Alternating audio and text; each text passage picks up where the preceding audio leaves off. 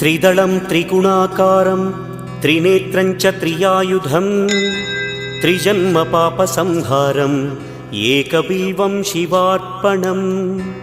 त्रिशाखैः बिल्वपत्रैश्च अच्छिद्रैः कोमलैः शुभैः तव पूजां करिष्यामि एकबिल्वं शिवार्पणम् कोटिकन्या महादानं तिलपर्वतकोटयः काञ्चनं शैलदानेन